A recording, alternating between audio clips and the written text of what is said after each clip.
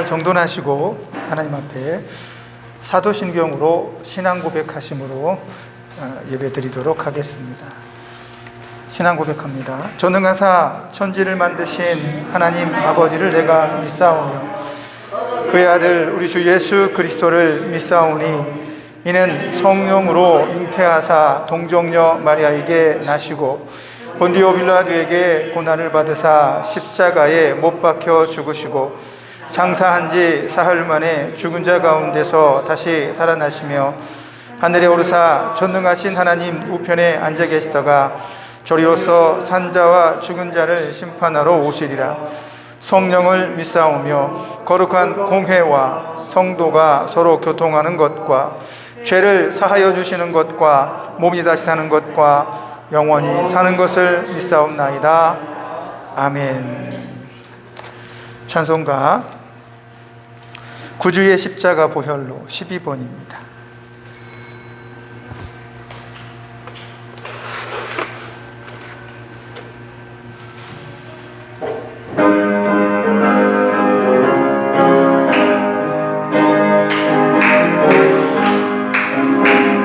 구주의 십자가 보혈로 죄 씻음 받기를 원하네.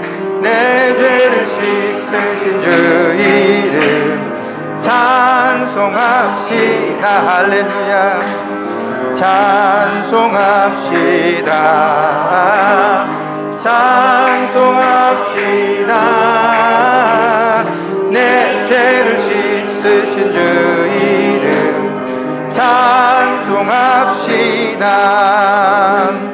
죄악을 속하여 주신 주 내 속에 들어와 계시네. 십자가 앞에서 주 이름 찬송합시다. 찬송합시다. 찬송합시다. 내 죄를 씻으신 주 이름 찬송합시다. 주 앞에 흐르는 생명수 날 씻어 정하게 하시네. 내 기쁜 정성을 다하여 찬송합시다. 아멘. 찬송합시다.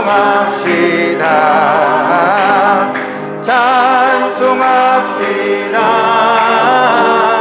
내 죄를 씻으신 주 이름 찬송합시다. 내 주께 회개한 양심은 생명수 가운데 젖었네. 흠없고 순전한 주 이름 찬송합시다. 아멘. 찬송합시다. 찬송합시다. 내 죄를 씻으신 주 이름 찬송합시다. 할렐루야. 제가 잠시 기도하겠습니다. 하나님 감사합니다. 또 한 주간의 시간이 흘러 이렇게 하나님 앞에 예배할 수 있는 주일이 되었습니다. 이 주일에 거룩하게 우리 마음과 생각을 구별하여 하나님 앞에 나오게 하시고 우리의 모든 정성을 다하여 하나님을 예배하며 찬양하게 하시니 어찌 감사하지 않을 수가 있겠습니까? 우리가 잊지 않고 주님을 기억하고 찬양하며 감사하고 예배하는 것이야말로 우리 삶의 가장 큰 행복이며 낙입니다. 그 즐거움과 기쁨을 오늘 이 시간 우리의 예배의 모양으로 모습으로 하나님께 올려드릴 수 있도록 축복하시고 우리가 신앙으로 고백할 때 하늘로부터 하나님의 성령의 능력과 은혜를 덧입혀 주셔서 우리의 연약한 육신이 힘을 얻게 하시고 우리 삶의 여러 가지 문제들이 해결되어지는 역사가 나타나게 하시고 우리의 눈과 마음이 맑아져서 하나님만 바라볼 수 있는 귀한 예배의 시간 되게 축복하여 주옵소서. 오늘 함께하지 못한 지체들 그들의 육신이 연약하여지지 않게 붙잡아 주시고 또 다음 주에는 함께 하나님을 찬양하며 경배할 수 있도록 이 시간도 이 시간을 기억하며 어디에 있든지 예배자의 마음을 가지게 하여 주옵소서. 마치는 시간까지 우리 생각과 마음을 성령께서 붙들어 주셔서 악한 사단이 회방하지 못하게 하여 주옵소서. 예수님의 이름으로 기도합니다. 아멘. 하나님 말씀 찾아보겠습니다. 하나님 말씀은 요한복음 8장 32절입니다. 한 구절입니다. 찾으신 줄 알고 함께 큰 목소리로 합독하도록 하겠습니다. 시작. 진리를 알지니 진리가 너희를 자유롭게 하리라. 아멘. 너무 짧죠? 많이 읽어야 되는데 오늘은 짧은 본문의 말씀으로 하나님 말씀을 자유한 그리스도인이라는 제목으로 전해드리도록 하겠습니다. 여러분, 자유합니까? 여러분들은 정말 자유로운 그리스도인입니까? 이런 질문을 우리 스스로에게 던져보면 어떨까 하는 생각이 들어집니다. 진리를 알면 자유하다. 오늘 예수님께서 하신 말씀입니다. 우리가 진리를 알게 되면 자유롭게 될 것이다. 그리고 자유는 종의 신분으로 누릴 수 있는 것이 아니다 라고 말합니다.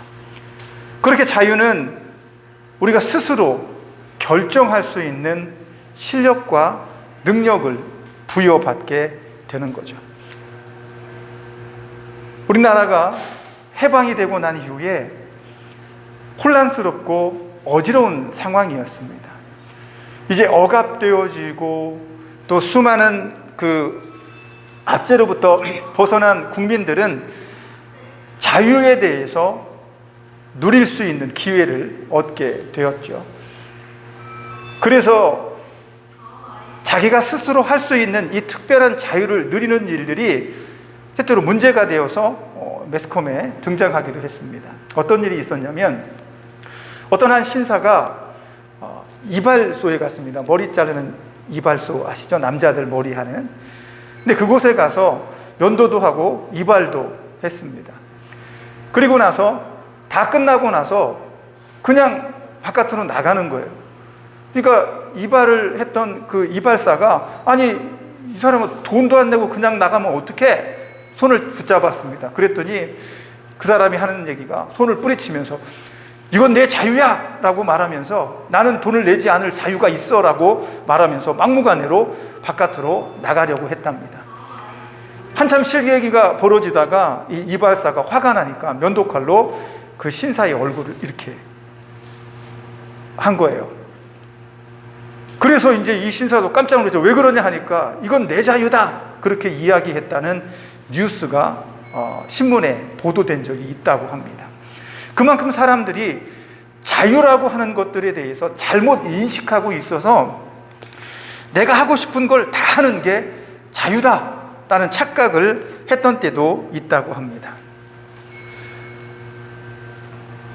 가만히 생각해 보면 우리가 누리는 이 자유로운 삶은 말 그대로 내가 하고 싶은 대로 다 할 수 있는 것은 아니라는 거죠. 어느 정도 모든 것이 허락된 것이 아니라 허락된 것에서만 자유를 누리게 된다는 겁니다. 태초에 아담은 자유했습니다. 하나님께서 창조하신 그 세상에서 아담만큼 자유로운 존재는 없었습니다. 왜? 하나님께서 모든 것을 다 허락하셨기 때문에 그렇습니다. 어떻게 보면 죄를 지을 수 있는 가능성까지 허락받은 그런 자유를 가지고 있는 존재가 바로 아담이었습니다.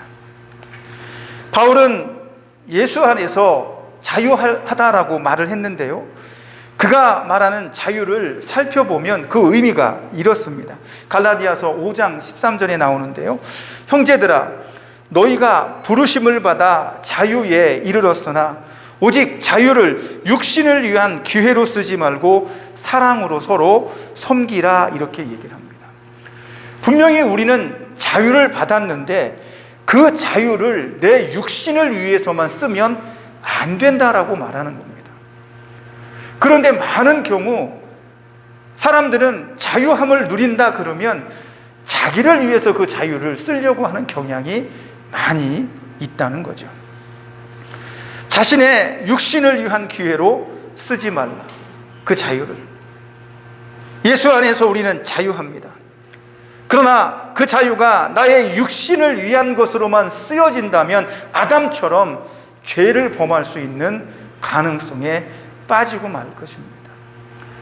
아무것도 필요하지 않고 아무것도 억압하는 게 없었지만 아담에게는 부족한 것이 하나 있다고 스스로 느낀 것 같습니다. 하나님처럼 되어지는 것, 하나님같이 눈이 밝아지는 것 없어도 되거든요. 근데 그 자유까지 누리고 싶은 거예요. 근데 하나님처럼 되어지고 하나님처럼 눈이 밝아지는 것이 나쁜 것이 아니라 하나님께서 금하신 행동을 했기 때문에 죄가 되는 거죠. 자유라는 게 그렇습니다. 하나님께서 모든 것을 허락하셨지만 허락하지 않으신 것도 그 안에는 포함된다는 거예요. 우리는 진리를 알므로 자유할 수 있습니다. 그런데 이 자유를 잘못 사용하면 안 된다는 거죠. 제가 싫어하는 영화가 하나 있습니다. 아주 오래전에 나온 영화인데 전도연 씨가 주인공으로 나온 영화입니다. 밀양이라는 영화인데 거기서 그 전도연 씨가 한 아이의 엄마로 나옵니다. 어떤 범죄자가 자신의 아이를 죽였습니다. 그래서 이 사람은 자신의 아이가 그 사람으로 인해 죽음이 당한 것에 대해서 너무 괴롭고 너무 속상하고 그 분노를 참을 수가 없었습니다. 그러던 어느 날 주변의 권고로 교회에 찾아가게 되죠. 거기서 예수님을 만나고 그는 자기 안에 있던 모든 분노와 억울함과 속상함과 이 아픔들을 믿음으로 이겨내고 있었습니다. 그러던 어느 날 오랜 기도를 통해서 이 엄마는 내 딸을 죽인 그 사람 믿고 저주하고 싶지만 그 사람의 죄를 미워하면 되지 않겠다. 그래도 그 사람을 용서해 줘야지라는 마음을 가지게 됩니다. 그래서 그 범죄자가 갇혀있는 감옥에 면회를 가죠. 면회를 갔는데 그 사람의 얼굴을 보면서 나는 당신의 죄를 용서하겠습니다. 당신 자유로워지십시오 라고 이야기하고 싶었는데 이 사람은 감옥 안에 있는 이 죄인은 벌써 자유했습니다. 찬송가를 부르고 너무 행복한 모습이었어요. 나는 내 자식을 죽음으로 내몬 그 사람을 생각하면서 괴롭고 고통스러운 나날들을 보내고 있었는데 이 사람은 그 안에서 너무 행복해 보이는 거예요. 어떻게 된 것인지 이해할 수가 없었습니다. 근데 그 사람이 그런 얘기를 했어요. 나는 죄를 지었습니다. 하지만 내가 이 감옥에 갇혀서 예수님을 영접하고 자유함을 얻었습니다. 내 죄를 고백하고 예수님이 내 죄를 용서해 주셔서 나는 자유함을 얻었습니다. 그때 이 엄마는 혼란에 빠지게 되죠. 나는 용서한 적이 없는데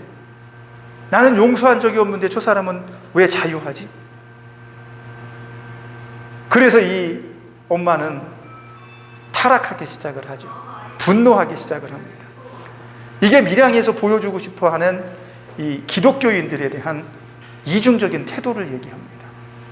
내가 누군가에게 죄를 지으면 그 죄 지은 사람에게 용서받기 전에 우리는 하나님께 용서받았기 때문에 모든 것을 다 용서받은 것으로 착각을 합니다. 물론 맞습니다.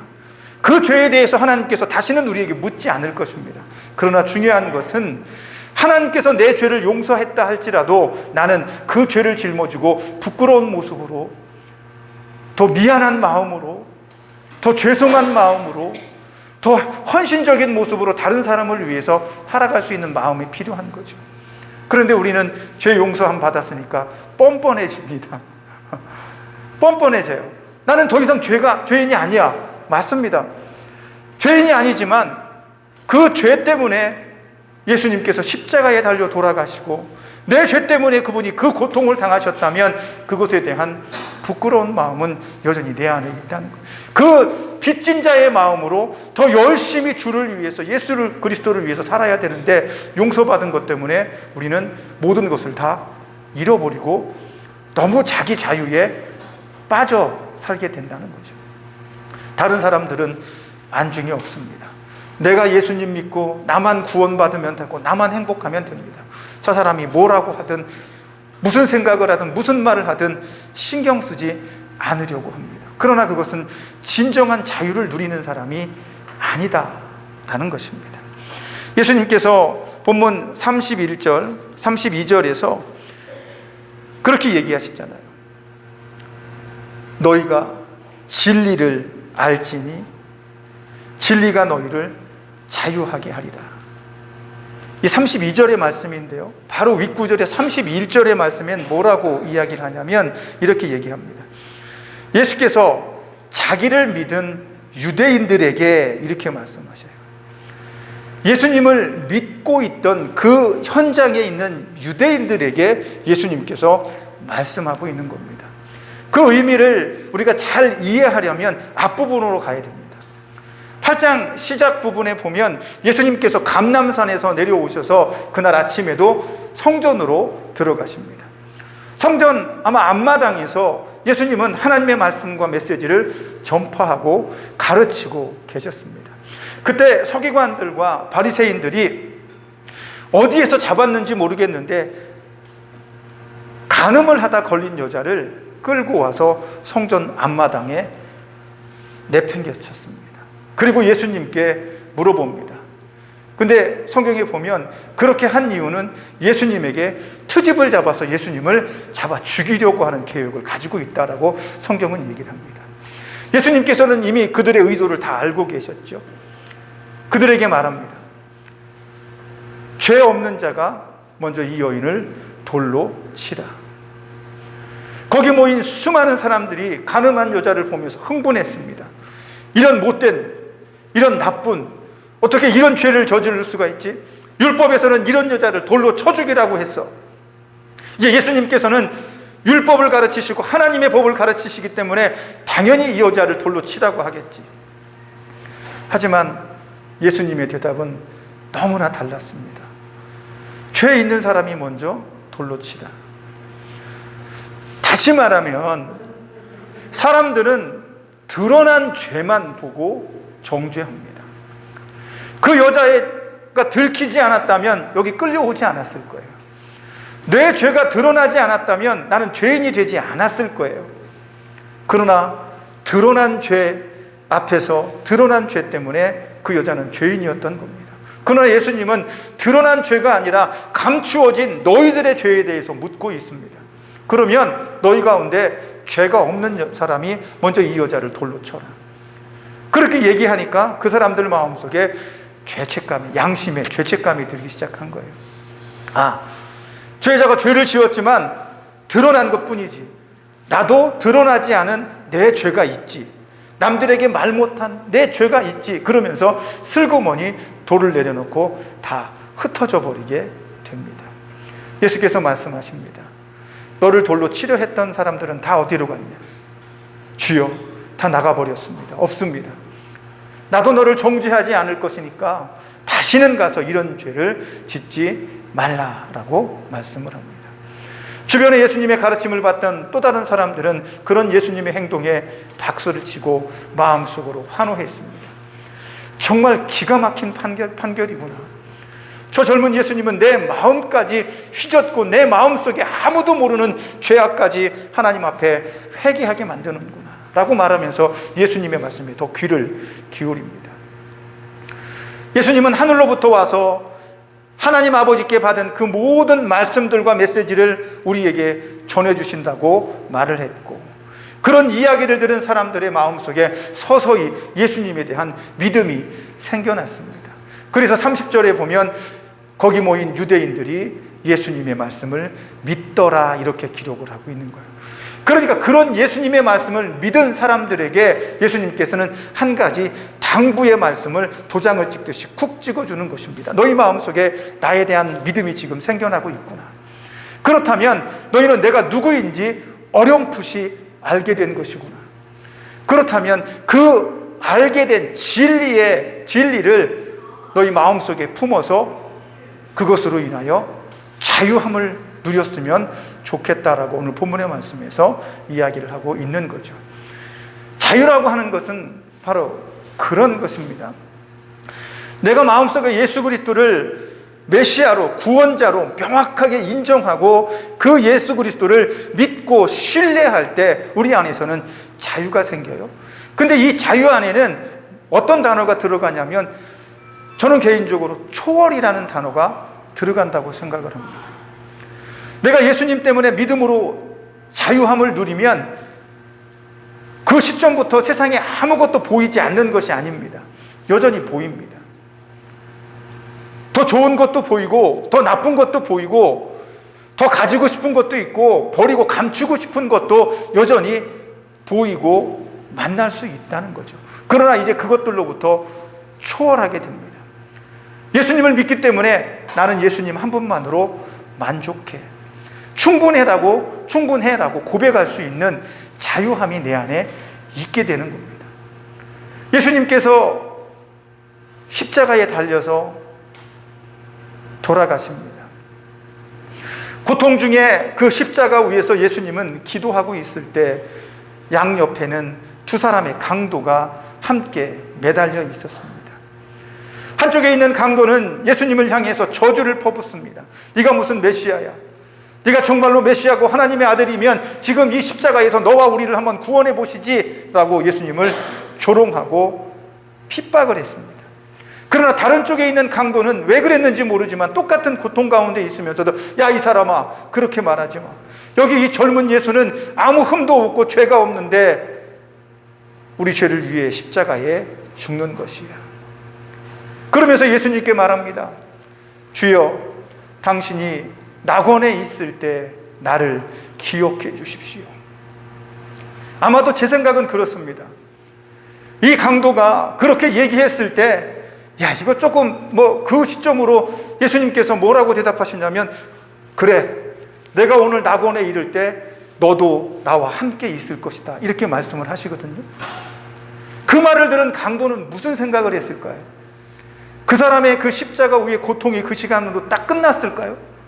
아닙니다. 죽으려면 아직 멀었습니다. 몇 시간 동안 그는 고통스러운 두통에 시달려야 했습니다. 십자가 위에서 6시간에서 7시간, 어떤 경우에는 그 다음 날까지 숨이 붙어서 그 고통을 모두 받아내야 했습니다. 예수님께서 나와 함께 낙원에 있을 거야 라고 말했지만 그는 여전히 고통 중에 있었다는 겁니다. 그는 아마 그 고통 중에서 예수님께 집중했을 것 같아요. 예수님만 바라봤을 것 같아요. 지금 내가 이 십자가 위에서 죽으면, 내 숨이 여기서 끊어지면, 내 죄 때문에 내가 이 고통을 당하지만 내가 여기서 내 운명이 다하면 나는 저 젊은 예수님과 함께 천국에 있을 거야, 낙원에 있을 거야. 이런 믿음이 그를 그 위에서 버티고 참아내게 만들었던 것이 아닐까. 만약에 그가 그런 의지가 없고 그런 삶의 형태가 아니었다면 예수님은 그의 고백을 받아주지 않으셨을 거라고 봅니다. 내가 오늘 나와 함께 낙원에 있으리라. 이 말씀은 그 강도가 얼마나 이후의 시간에도 고통 속에서 예수님을 의지하고 예수님을 붙잡고 있을 거라는 사실을 예수님은 이미 다 알고서 그런 선언을 하시는 것이 아닌가, 그런 생각이 듭니다. 그런 것입니다. 예수님 때문에 내가 자유함을 입는다는 것은 고통을 참아내고 이겨내는 겁니다. 아픔을 참아내고 이겨내는 겁니다. 더 가지고 싶은 것이 있어도 예수님 때문에 포기할 수 있는, 그래서 양보할 수 있는, 네가 더 좋은 것으로 해, 네가 더 많이 가져 라고 말할 수 있는 그런 충분한 믿음이 우리 안에 있을 때 비로소 자유를 누릴 수가 있게 되는 것입니다. 바울은 옥에 갇혔습니다. 데오빌로 카카여, 당신이 내가 옥에 갇힌 것 이외에는 모든 것을 나와 같이 되었으면 좋겠습니다 라고 자신 있게 말했습니다. 옥에 갇히는 것은 하지 마십시오. 힘드니까. 그러나 내 마음속에 있는 이 평안함과 이 행복함과 이 소망과 이 즐거움과 기쁨은 당신이 가진 것에서 오는 것이 아니라 예수님 때문에 가질 수 있는 것입니다. 바로 그 예수님을 당신이 소유한다면 당신도 나처럼 행복할 것입니다. 더 가지려고 아둥바둥할 필요가 없어요.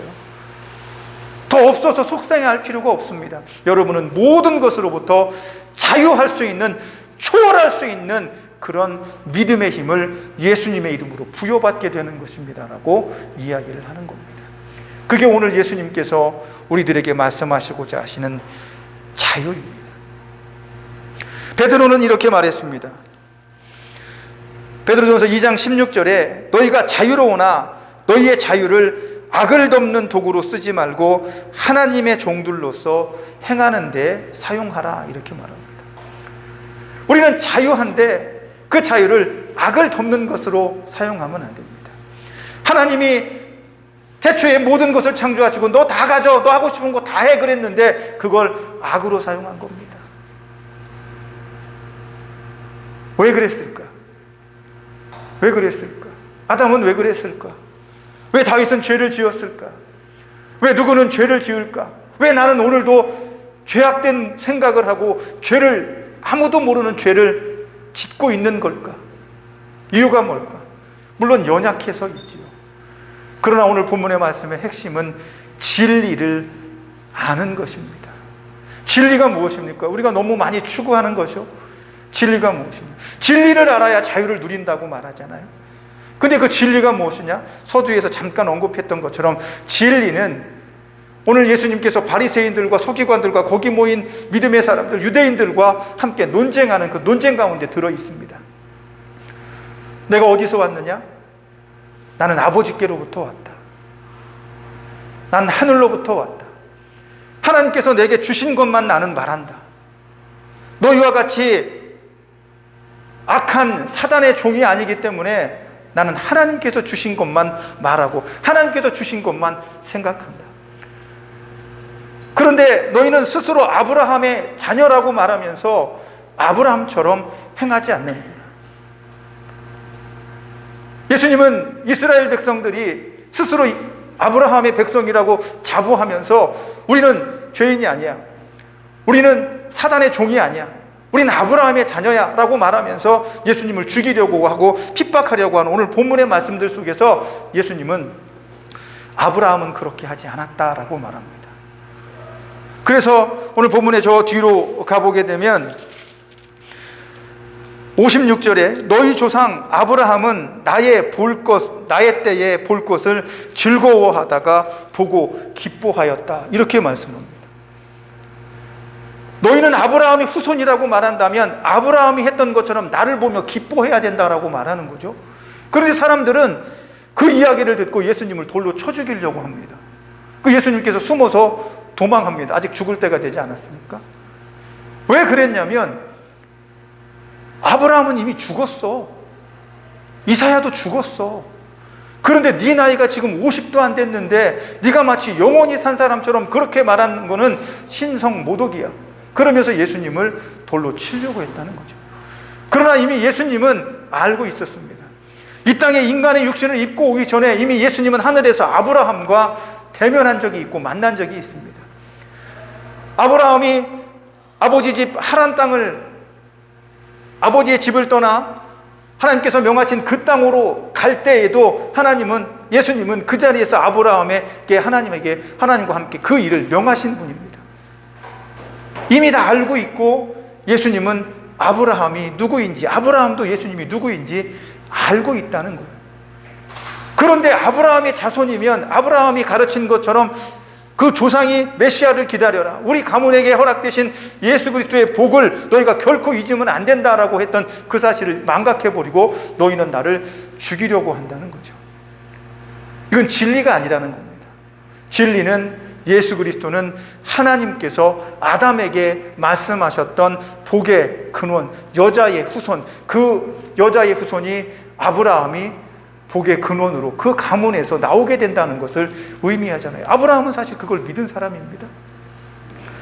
그가 죽을 때 아브라함의 눈앞에는 하나님의 약속인 허다한 민족의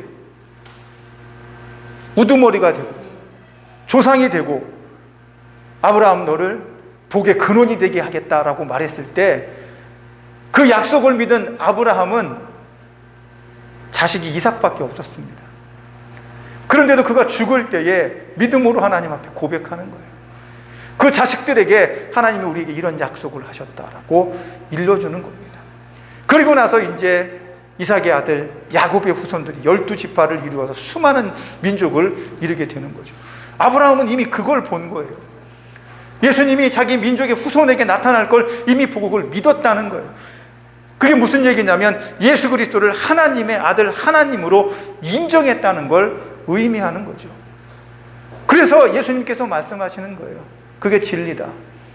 내가 태초에 하나님께서 계획하신 그 구원자다. 나는 하나님의 아들이며 태초에 말씀이 있다 라고 말씀했던 요한복음의 기록처럼 나는 하나님이다라고 얘기를 하는 거예요. 그 사실을 믿는 것이 진리다라는 겁니다. 근데 그걸 믿으면 흔들릴 수가 없어요. 아브라함처럼 먼 미래에 2000년 전, 3000년 후에, 4000년 후에 이루어질 하나님의 뜻을 보면서도 기뻐하고 즐거워할 수가 있게 되는 겁니다. 이게 진리를 안 사람의 초월이며 자유다라고 이야기하고 있는 거죠. 오늘 저와 여러분은 여기에 있습니다. 연약합니다. 좀 부족할 수 있습니다. 그러나 우리는 자유하기 때문에 예수님의 말씀에 확신을 가지고 있습니다. 부여잡고 기도합니다. 절대로 흐트러지지 않을 것입니다. 하나님이 내게 주신 그 자유로 인해서 오늘 난 여기서도 행복하고 천국에 대한 소망으로 불타오를 것입니다. 그리고 주변 사람들에게 나의 이 자유를 기꺼이 소개할 것입니다. 마태복음 18장에는 종들의 이야기가 나옵니다. 10,000달란트를 빚진 종이 그 주인에게 끌려옵니다. 10,000달란트면 엄청나게 많은 돈입니다. 상상할 수 없는 돈이에요. 그런 빚을 진 사람이 그 주인에게 끌려와서 이자가 내 돈을 갚을 때까지 이 사람의 이자의 아내와 자녀들을 전부 다 팔아버리든지 옥에 가두든지 해라. 이 사람이 기겁을 하죠. 죄송합니다, 주인님. 용서해 주세요. 제가 꼭 이 빚을 갚겠습니다. 울부짖는 그를 바라보면서 이 주인은 측은하게 여기고, 그래, 그래도 내가 용서해 줘야지 라고 말하면서 그의 빚을 다 탕감을 해줍니다. 그리고 나서 풀려났습니다. 이 사람은 자유함을 얻은 거예요. 근데 집에 가다가 자기한테 100데나리온의 빚을 진 사람을 멱살을 부여잡고 너 내 돈 언제 갚을 거야 라고 그를 쥐어 흔들죠. 그리고 그를 옥에 가두게 됩니다. 이 사실을 주인이 만 달란트를 탕감해 준 주인이 듣고 그 사람을 붙잡아 옵니다. 내가 너한테 원한 건 그런 게 아니야. 내가 너한테 자유를 준 건 그 자유를 너만 누리라고 하는 것이 아니라 그 자유를 내 옆 사람에게도 기꺼이 나누어 줄 수 있어야 된다라고 너에게 가르친 거야 라고 말합니다. 우리는 진리를 알고 있는 사람들입니다. 그래서 지금도 예수 그리스도를 의지하고 믿고 천국을 소망하며 이 땅에서 힘겨운 삶이지만 버텨내고 살아가고 있습니다. 이 삶을 살아가는 가장 큰 이유 중에 하나는 나만 천국에 가고 나만 소망을 가지고 나만 자유한 게 아니라 내 옆에 있는 사람에게도 자유를 소개하기 위함이다라고 하는 거죠. 그렇게 될 때 진정한 자유를 누리게 되는 겁니다. 나 때문에 옆 사람도 자유하게 되는, 나 때문에 옆 사람도 예수님을 만나게 되는 이런 일들을 일어나게 만들기 위해서 예수님은 우리를 위해서 십자가에 달려 죽으시고 우리에게 자유를 선물로 주신 것입니다. 한 주간 한 주간 살아가면서 우리는 또 믿음의 싸움을 싸워야 합니다. 과연 내 안에 진리가 있는가? 흔들리지 않는 예수 그리스도의 이름이 있는가?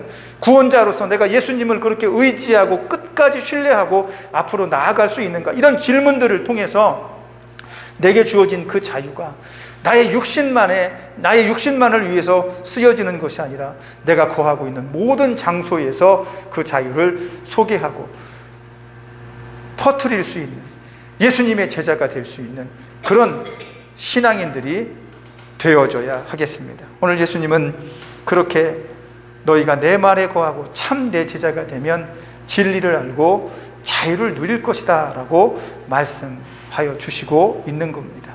한 주 동안 진리를 소유한 자로, 자유를 누리는 자로, 예수님의 제자로 이 땅에서, 이곳에서 그리스도의 복음을 전하는 아름다운 저와 여러분이 되기를 예수님의 이름으로 부탁드립니다. 기도하겠습니다. 하나님 감사합니다. 하나님께서 예수 그리스도를 이 땅에 보내시고 나를 보내시니가 나와 함께 하시도다. 내가 그의 기뻐하는 일을 행함으로 나를 홀로 두지 아니하셨다라고 고백하신 그 예수님의 고백처럼 나도 이 땅에서 나를 이곳에 있게 하시는 하나님의 은혜와 그 깊은 뜻이 무엇인지 알게 하시고 이곳에서 주의 기뻐하시는 일을 행함으로 예수님께서 나와 언제나 함께하는 은혜를 누릴 수 있도록 축복하시고 진리를 알므로 믿음의 자유를 누리고 주변의 모든 사람에게 자유를 소개하는 우리가 되게 축복하여 주옵소서. 예수님의 이름으로 기도합니다. 아멘. 찬송가 10번입니다. 주와 같이 길 가는 것, 이렇게 찬송하도록 하겠습니다.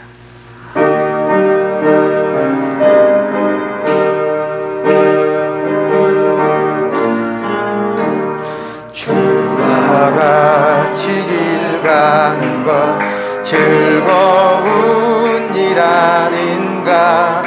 우리 주님 걸어가신 발자취를 밟겠네. 한 걸음 한 걸음 주 예수와 함께 날마다 날마다 우리 걸어가리. 어린아이 같은 우리 미련하고 약하나 주의 손에 이끌리어 생명길로 가겠네. 한 걸음 한 걸음 주 예수와 함께 날마다 날마다 우리 걸어가. 꽃이 피는 들판이나 험한 골짜기라도 주가 인도하는 대로 주와 같이 가겠네. 한 걸음 한 걸음 주 예수와 함께 날마다 날마다 우리 걸어가리. 옛 선지자의 녹같이 우리들도 전국에 올라갈 때까지 주와 같이 걷겠네. 한 걸음 한 걸음 주 예수와 함께 날마다 날마다 우리 걸어가리. 아멘. 기도하겠습니다. 하나님, 믿음으로 살아가는 것 우리가 원하는 것입니다. 그 믿음 안에서 자유롭고 싶습니다. 내가 원하는 것, 내가 바라는 것, 내가 기대하는 것들 때문에 내 마음이 속상하고 흔들리지 않게 도와주옵소서. 이곳에서 이 모습으로 하나님을 의지하고 예수 그리스도를 힘입어 행복하고 즐겁게 기도하며 찬양하는 모습 가지고 싶습니다. 그러나 때로는 아프고 고통스럽고 슬프고 우울할 때에는 내 마음을 온전하게 붙잡고 있기가 힘이 듭니다. 그때마다 성령님 내 안에서 나를 붙들어 주시고 힘을 북돋아 주시며 여전히 내가 너와 함께 있다라고 말씀해 주옵소서. 그리하여 우리가 힘내어 이 땅에서 필요한 것도 있고 하고 싶은 것도 있고 바라는 것도 있지만 그것들 때문에 속상하고 괴로운 것이 아니라 오직 예수 그리스도 때문에 행복한 그 깊은 자유를 누릴 수 있도록 축복하여 주옵소서. 내 안에 예수님이 있지 않습니까? 내 안에 예수 그리스도가 나와 함께 동행하지 않습니까? 진리를 믿고 의지하는데 우리가 언제 속상할 겨를이 있겠습니까? 그런 마음 지키며 살아갈 수 있도록 오늘도 우리에게 성령의 감동을 주시고 성령의 충만함을 주셔서 우리가 기도할 때 응답받게 하시고 우리 몸이 치료되는 역사가 있게 하여 주셔서 우리가 원래 있던 자리로 돌아가고자 하는 그 아름다운 소망들을 경험할 수 있도록 축복하여 주옵소서. 이제는 우리를 죄에서 구속하신 예수 그리스도의 구속의 은혜와 하나님 아버지의 크신 사랑하심과 성령님의 감동감화 교주하시며 교통하시며 역사하시는 은혜가 지금 이곳에서 진리의 말씀을 의지하여 날마다 하나님과 동행하기를 원하는 사랑하는 우리 지체들 머리 위에 우리를 치료하는 모든 손길들 위에 돕는 손길들 위에 우리가 사랑하는 가족과 교회 위에 이 나라 이 민족을 위해 지금 이제로부터 영원까지 함께 있을지어다. 아멘.